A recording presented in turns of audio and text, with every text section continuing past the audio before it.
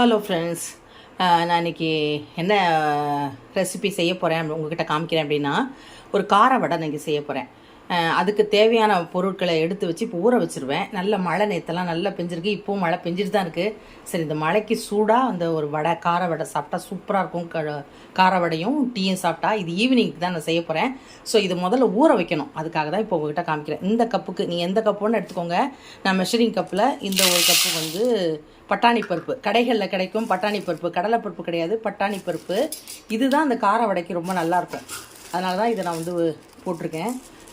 இப்போ வந்து அந்த நம்ம பட்டாணி பருப்பு எடுத்தோம் இல்லையா, ஒரு கப்பு. இது வந்து உளுந்து வந்து 1/4 கப்பு எடுக்கணும். இந்த உளுந்தையும் பட்டாணி பருப்பையும் ஒன்றா ஊற வச்சிட போகிறேன். ஒரு 3 hours ஊறின பிறகு நம்ம இதை அரைச்சிட்டு அப்புறம் வந்து நம்ம வடை செய்ய போகிறோம். அந்த வடைக்கு நான் என்னென்ன போடுறேன், எப்படி நான் அந்த வடையை ஆட்டுறேன், அந்த இதை உங்கள்கிட்ட காமிக்கிறேன். பாருங்கள் வீடியோவை.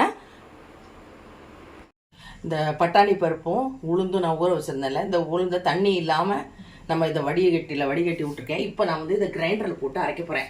இப்போ கிரைண்டரில் வந்து தண்ணி ஊற்றாமல் அரைக்கணும். போட்டுறேன் மொத்தமாக.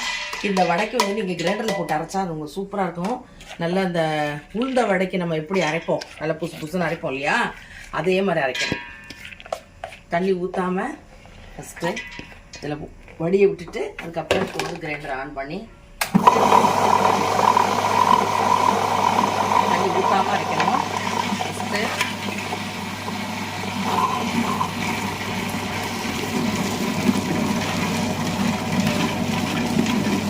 அப்படி தண்ணி வேணும்னா தண்ணி தெளிச்சுக்கணும் லைட்டாக. முதல்ல கொஞ்சம் அரைப்பட்டு கிடக்கும், அதுக்கப்புறம் நம்ம லைட்டாக தண்ணி தெளித்து அரைக்கணும். இந்த பாருங்க, இந்த மாதிரி புசு புசுன்னு வரும் மாவு.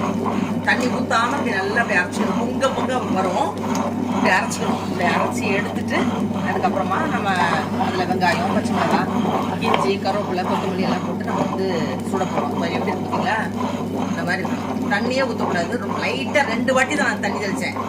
எப்படி இருக்குங்களா, இந்த மாதிரி இருக்கணும் மாவு. இந்த வடைக்கு இப்படி தான் இருக்கும்.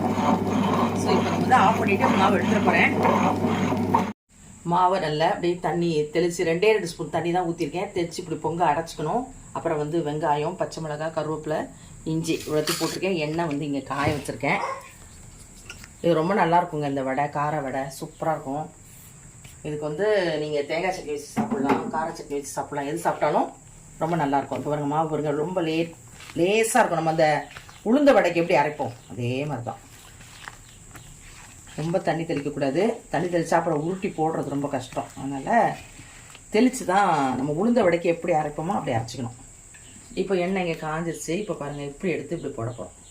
இப்படி மிதக்கும் பாருங்கள், சரிங்களா, இப்படிதான் இருக்கும். இப்படி பொங்கிட்டு இருக்கு பாருங்கள். இதில் நம்ம ஆப்ப சோடாவோ எதுவுமே கிடையாது. இந்த பட்டாணி பருப்பும் உளுந்தும் சேரும்போது இந்த மாதிரி பக்குவமாக வந்துடும் மாவு.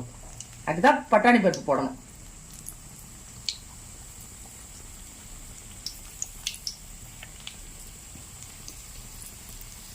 இந்த வடைக்கு வந்து கடலைப்பருப்பு போட்டிங்கன்னா இப்படி வராது.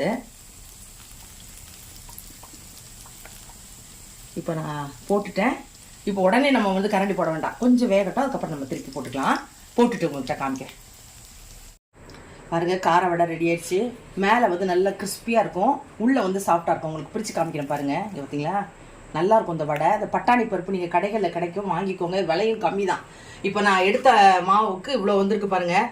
இந்த இவ்வளோ வடை வந்திருக்கு. அடுத்தது இந்த சட்னி வந்து வெங்காய சட்னி. காலையில் நான் தோசைக்கு அரைச்சது போக மீதி இருந்தது, அதை நான் இதோட வச்சு சாப்பிட போகிறேன். அடுத்தது தேங்காய் சட்னி இப்போ அரைச்சேன். இதுக்கு வந்து பெஸ்ட்டு வந்து தேங்காய் சட்னி தான் நல்லாயிருக்கும். டீயும் போட்டாச்சு. இதுதான் வந்து என்னோடய ஈவினிங் ஸ்நாக்ஸு.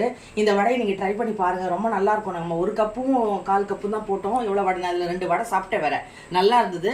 இதே மாதிரி நீங்கள் இதே அளவுகளோடு நீங்கள் செஞ்சு பாருங்கள், ரொம்ப நல்லாயிருக்கும். நெக்ஸ்ட் நம்ம இன்னொரு வீடியோவில் மீட் பண்ணலாம். பாய்.